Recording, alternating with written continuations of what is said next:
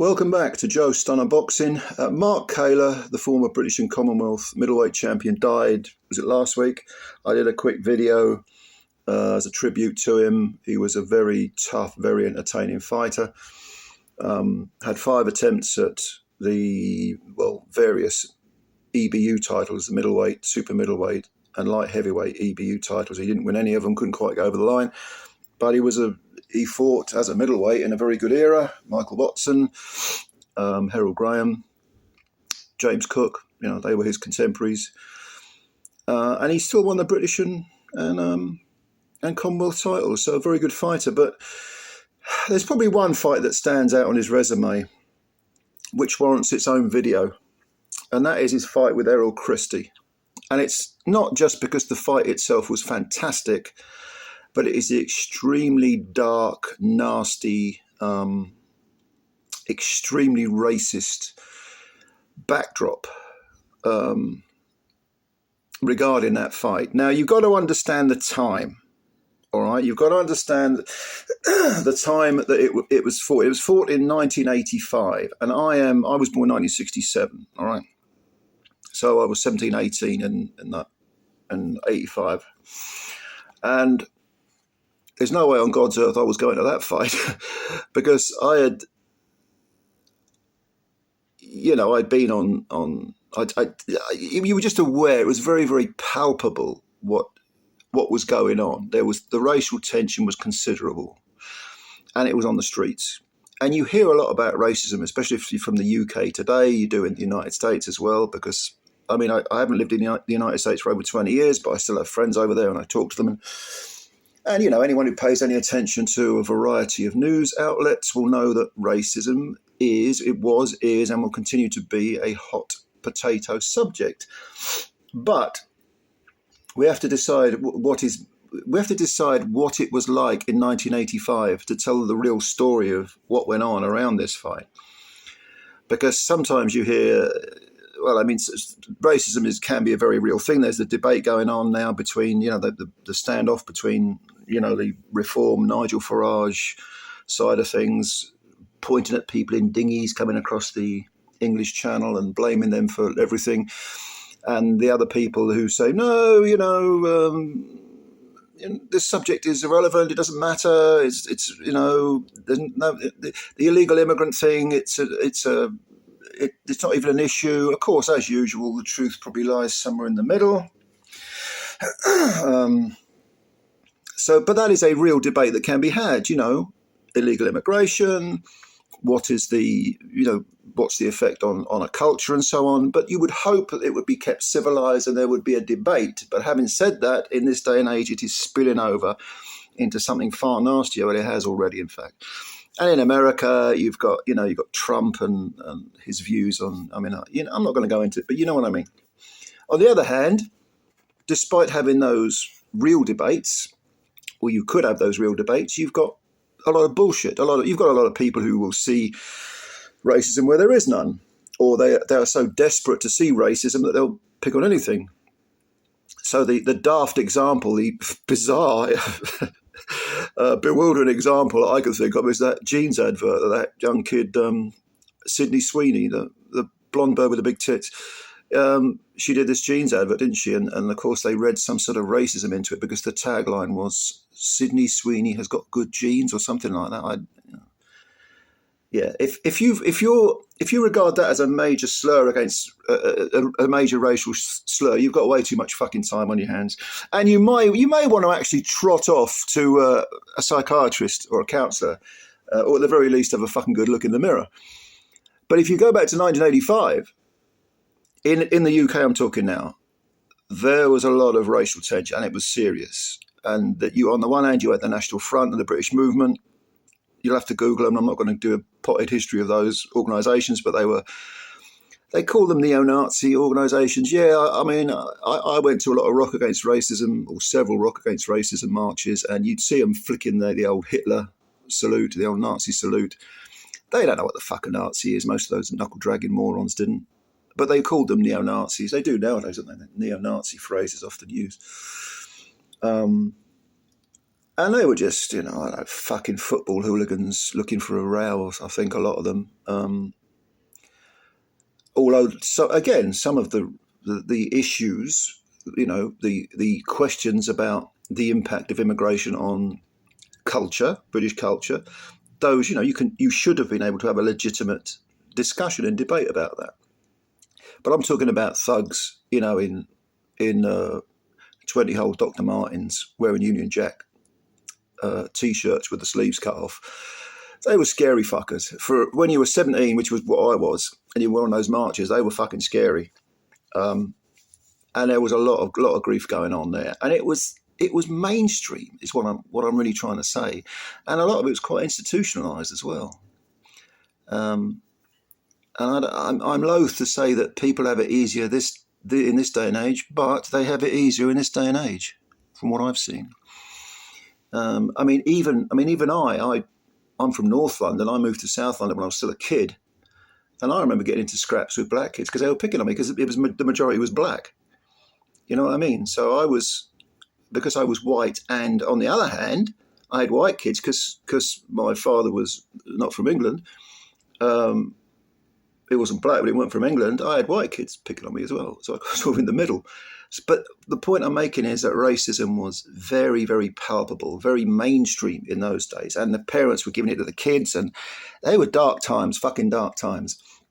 So bearing in mind that Kaylor was from, I think he's from Essex. Was he from Essex originally, or did he move? Anyway, he was a West Ham fan. And you had the inner city firm. I called them the intercity firm, by the way, previously, and someone corrected me. I'm rather glad I got that wrong, because I've always regarded football hooliganism as bullshit, and most of its purveyors as being either lost souls or good old-fashioned morons. But Kaylor he wore West Ham colours in the ring and everything, and West Ham, the East End of London, they didn't have a very good reputation for caring about people who weren't, white, and they certainly didn't like a lot of them. Not all of them, of course, but a lot of them didn't like a lot of people who were black. And so then you've got Christie, a black Englishman from Coventry. He wasn't even from London; he was from Coventry. I mean, if you're not even from London, you might as well be, from Uganda or somewhere. But no, Christie, I think his parents were Jamaican, I believe. I could be wrong about that. And was he from Leicester or Coventry? I can't remember. Anyway, wherever he was from, Christie, he was the black man, the outsider, and he was coming in to London to take on Mark Kaylor, who was the East End's great golden boy. So, inevitably, there was going to be some tension, and the tension spilled over before the fight, all right, because they got into a bit of a cobble scrap. And in fact, Kaylor was fined 15 grand and Christie 5 grand. Why there was the discrepancy between those two fines, I don't know. I think Kaylor may have used some sort of racial slurs, but that simply, that fueled it all. I remember there's some stills you can see of like Christie. I think he's got a suit on, it's been ripped or something. I can't remember. Am I confusing it with the Herbie Hyde, Michael Bent scrap? But anyway, there were some stills. They had a good roll around, and Kaylor actually said afterwards, many years later, he said back then I had a quick temper. I'd rather not have had. There was always this spark in my head. Today I'm embarrassed by it. Errol was a nice guy. There's no way I could behave like that now. And yeah, you throw a bit of youthful aggression, a bit of hot-headedness into it, you're going to get that sort of shit happening. And there was, bear in mind also that 5 years previously, I think this illustrates the point I was making about the racial tension, is that I think Alan Minter made some remark that he wasn't going to lose to a black man, and then Marvin Hagler smashed him up in 3 rounds and then got bottled out of the ring. Bottles flying everywhere. They were nasty, fucking ignorant, dumb, knuckle-dragging, moronic times to live in, trust me. Not very nice at all. But getting back to this fight, it was one of those fights, regardless of all the stuff from outside the ring, you couldn't really pick who was going to win. It was a very, very difficult fight to pick, because you had the come forward slugger with a good chin and big balls, which was Kaylor, or reasonably good chin anyway. He was stopped actually. He got stopped in 7 rounds by Buster Drayton before he fought Christie. He also lost on points to Tony Simpson, but he was considered to have the better chin, and Christie was considered to have the better skills but be a lot more chinny. And so when this fight happened, which was, I believe I'm right in saying, it was in November, so it's 11th of November, maybe something like that. Anyway, it was 40 years to the day, almost to the day, that this fight took place. Some people were picking Kaylor. They thought the aggression and the pressure would be too much. Other people were picking Christie to win. They thought the skills would be too much. But bear in mind, this was a 12-round fight. It was also an eliminator for the British middleweight title, not even for the British middleweight title. So the opening bell goes, and lo and behold, Errol finds himself on the floor in the first 20 seconds. He gets up and he don't look in good condition either. But he manages to weather the storm somewhat, and puts Kaylor on the floor. And yeah, I mean, bearing in mind Christie had death threats from a lot of Kaylor's fans, and a shit ton of racial abuse for being black, he must have been thinking, I'm not going out early. I don't fucking way, that would be just too much of a humiliation.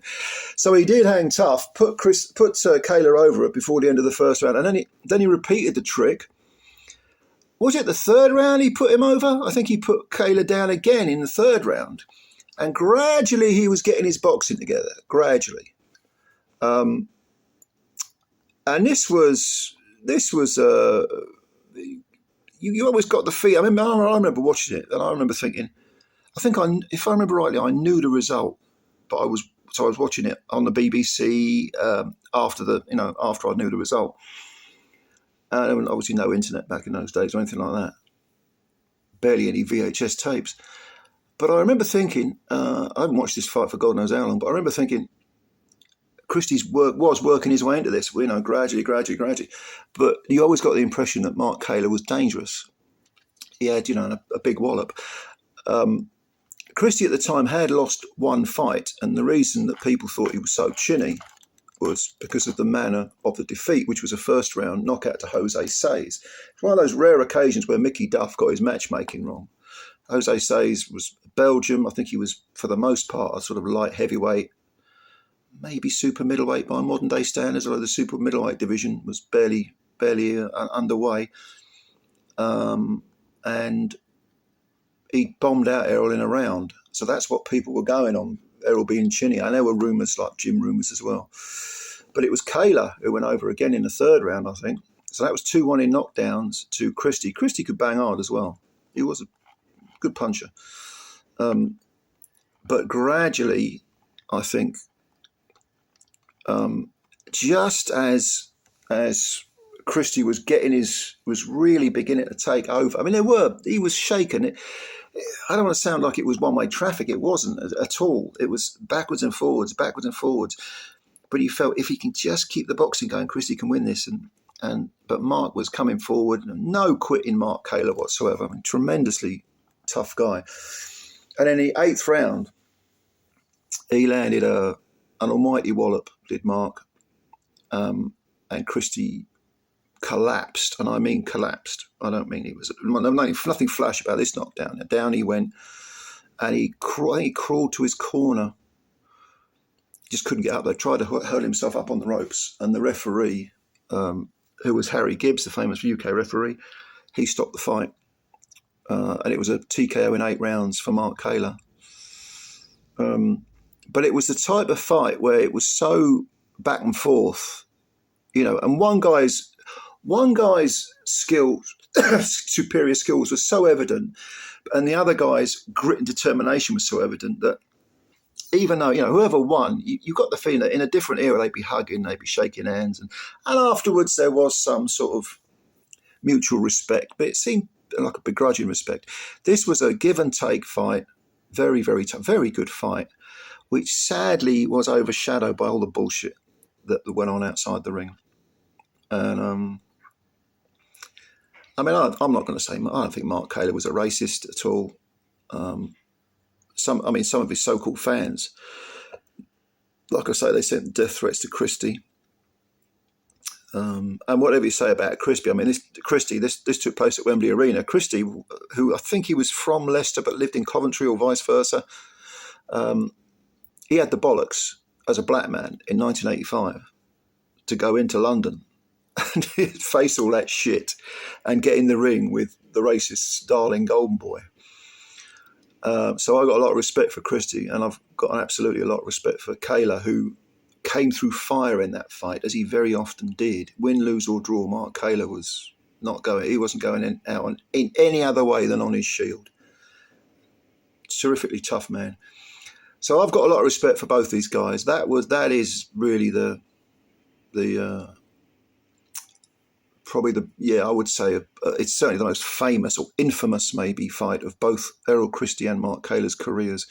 Christie, I think I'm right in saying, didn't even win an area title, and he was touted as being a future world champ. Whereas Kaylor did win those Commonwealth and European and Commonwealth and British belts, but couldn't get the European. He tried many times, 5 times, but couldn't get it. But if you're old like me or older, and you've got anything you want to say about this fight, maybe you went to it, maybe you remember it, maybe you remember the build-up, horrible build-up, let me know. Leave your comments below, and thanks for watching the video. It's been quite a long one, isn't it? Over 15 minutes long, but if you liked it, please hit the like button and also subscribe to the channel if you're new. Thanks very much, ladies and gentlemen. No doubt we'll speak again sometime soon. I will catch you then. Bye for now.